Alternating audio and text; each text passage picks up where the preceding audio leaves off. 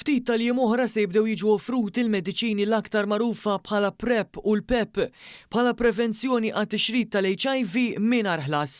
Ħabbar dan il-Prim Ministru mexxej Laburista Robert Abela waqt li kienet jiġi intervistat mill-preżentatur Wayne Sammut fuq One. Il-Prim Ministru Abela qal li din kienet wed oħra mill-manifest elettorali Malta flimkien li dawn il-mediċini il-Gvern jibda joffrihom b'xejn u issa din se tkun qed tiġi mwettqa. Ħajamlu differenzi kbar issa ma kellniex reżistenzi biex nagħmluha, imma d-dinja deċiżjoni li tittieħed. L-ewwel qed janweda f'manifestu la janweda titwettaq.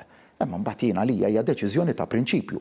Kważi di tal-PrEP u l-PEP hija deċiżjoni ta' prinċipju li jiena titwettaq u se tkun qiegħda titwettaq fid-29 ta' Jannar. Waqt l-intervista u tkellem aktar dwar l-investiment fil-qasam tas-saħħa fejn ħabbar illi fi żmien li ġej se jkun qed jiġi ppubblikat tender għal sptar għall-kura intermedjarja li jessa 300 sodda f'San Vincenz de Paul. Intqal li dan se jkompli taf fil-pis minn fuq id-Dipartiment tal-Emerġenza f'Mater Dei. Minn barra dan Abela kompla jgħid kif se jkompli mixi x-xogħol fuq l-espansjoni tad-Dipartiment tal-Emerġenza f'Mater Dei. Dan fil-waqt li se jissok tax-xogħol relatat mal-isptar speċjalizzat fil-kura psikjatrika.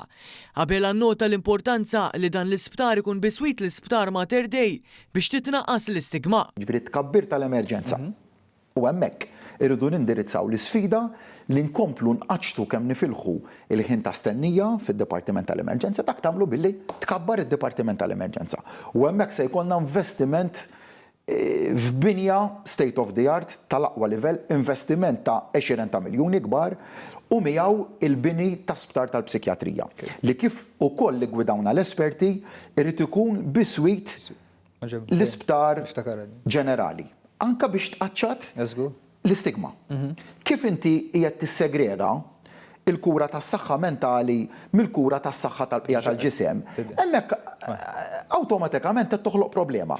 Abela tkellem ukoll dwar ir-riforma fid-donazzjoni tal-organi li se tkun qed tilħaq il-50%.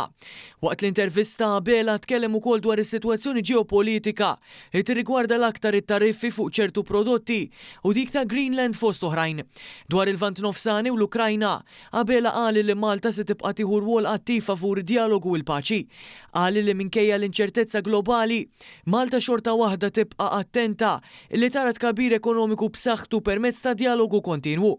Sa dan it-tant il-Prim Ministru Abela elenka d-differenza bejn Gvern Laburista u Oppożizzjoni Nazzjonalista. Dr. Abela innota li l-Partit Nazzjonalista u kompletament maqtuħ mir-realtà, evidentament anki fil-miżuri suppost ġodda li qed jipproponi l-PN, miżuri li Gvern Laburista diġà qed iwettaq. Fosthom hemm dik li tindirizza l-anomalija li ħoloq il-PN stess fil-pensjonijiet ta' dawk li twildu qabel u wara l-1962 u l-iskema tal-equity sharing. Semma l-equity sharing.